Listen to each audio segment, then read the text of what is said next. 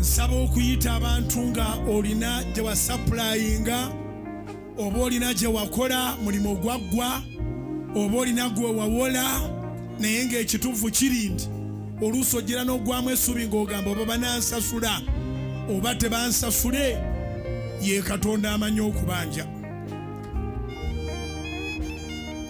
Yagamba Musa nti n'omukono ogw'amaanyi Falaawo alibaleka.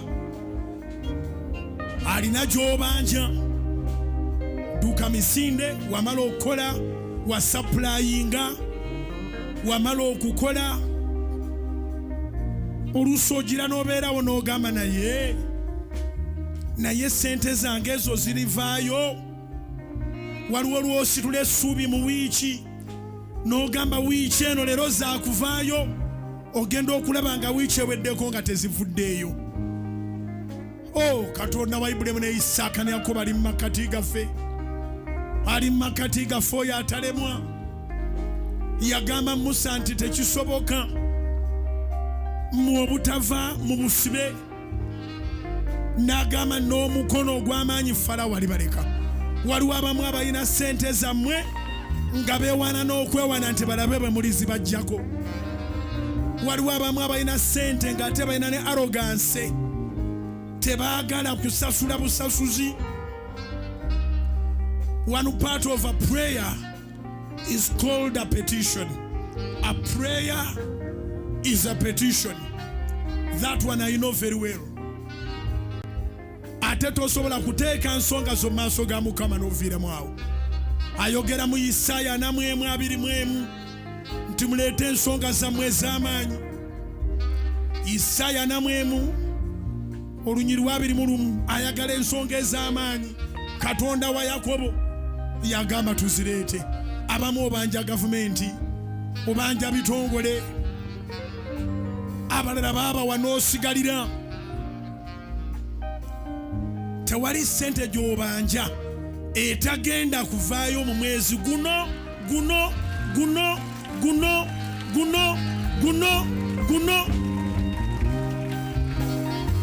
Yimusa emikono gyo.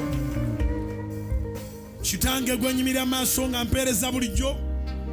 Nsooka kukwebaza nti waakiri bano balina gwe babanja. Waliwo omuntu ng'ali bubi naye ng'ate talina na muntu gw'abanja. Naye bano Mukama bali ku ddaala eddala nti balinayo ekyabwe, naye waliwo gye kikyalemedde. Sindika amaanyi Mukama ewalemedde ebintu by'abaana bo, nga bwe wasindika amaanyi ku mutima gwa Falaawo ogwali omukakanyavu, paka lwe wagugonza n'atuuka okuwanika. Era nzijukira ng'abaana ba Isirayiri bwe baali bava mu nsi ey'obunyage, bayingira amayumba g'Abamisiri ne babawa buli kyabugagga. Mukama wange tebavaayo nga baavu. Wayogera nti n'omukono ogw'amaanyi Falaawo alibaleka. Kyenva nsaba nga nyimira mu kigambo kyo ti omukono gwo ogw'amaanyi gujjayo miliyoni, gujjayo biliyonizi, gujjayo twiliyonizi, gujjayo obukadde bwa dola. Sente ziveeyo zonna ezibangibwa, sente ziveeyo zonna ezibangibwa. Nangirya nti nga tukyasaba emitima gy'abakutte sente gitandika obbatundugga, batandika okubanga baliko okutya nga bagamba naye kiki ekigenda otubaako, naye ng'eddoboozi lyogera kimu kyokka, gundi mumuwe sente ze, gundi mumuwe sente ze, gundi mumuwe sente ze. Meeting enamba ziririzinga sente, ministries enamba ziririzinga sente, companies enamba ziririzinga sente, ba individuals balirizinga sente. Sente ezibangibwa, eziruddeyo, ezitaluddeyo, naye ng'ozibanja. Ali ku Soloti FM, ali ku Soloti TV, olimpeera obujulizi. Omusajja oyo tuyandekaawo okusaaga, tuyandekaawo okuzannya. Bwe njogera mmanyi nti njogera na mukwano gwange, mukwano gwange Yesu. Abantu bano bagireyo sente ze babanja, bagireyo sente ze babanja.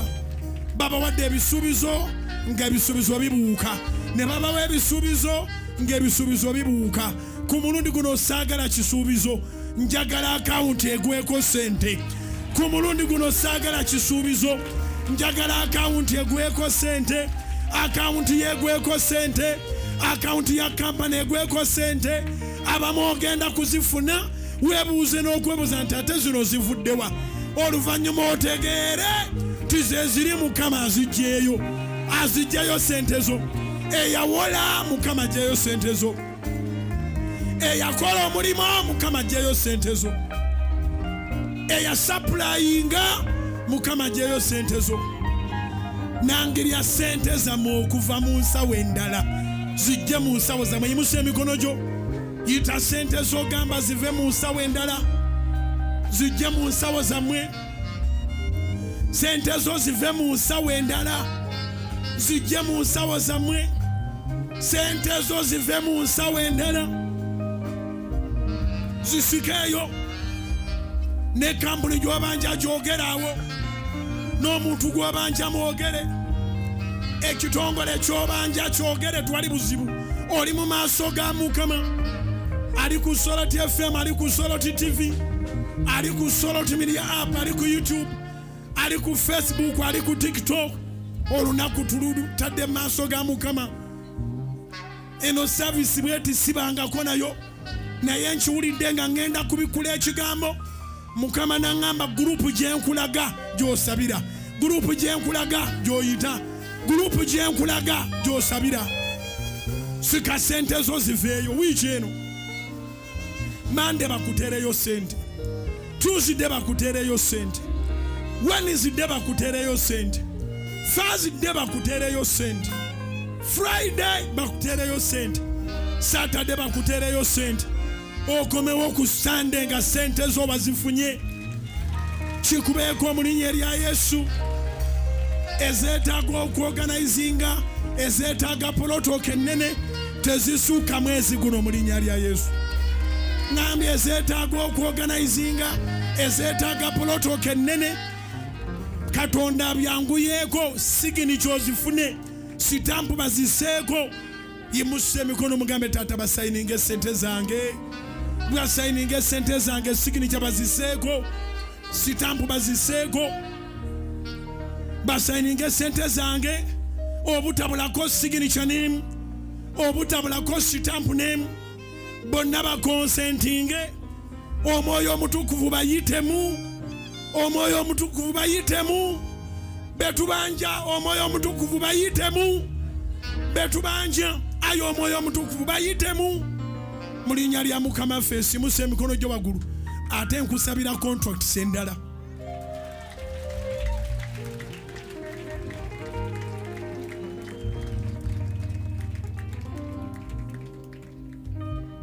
Nkusabira okusasulwa, nkusabira contracts endala, nkusabira okusasulwa. Nsaba n'omukisa ku sente ezo. Oli ne bw'anaazikuwa mu mutima mubi ng'abadde azitutte ne mu byawongo, bwe zituuka mu mikono gyo ziraba omukisa mu linnya lya Yesu. Bwe zituuka mu mikono gyo ziraba omukisa. Bagenda kusasula nga bamu bazitutte mu makubo amabi, naye bwe zituuka ewuwo zibeera omukisa, zikole byankulaakulana. In the mighty name of Jesus. Katonda akolere Mukama okimanye nti akyakola. Akolere Katonda gw'okabiridde era gwe weesize mu linnya lya Mukama ffe Yesu. Abamu ogenda kubayo akasimu kamu bonna bakyankalane, abalala togenda kubayo be bagenda okwekyankalanya bakukubire, naye sente zo zifune in Jesus name. Dayo nga webaza nebaza ssebo, nze sitoma. Nebaza nze, nze sitoma. Nebaza ssebo.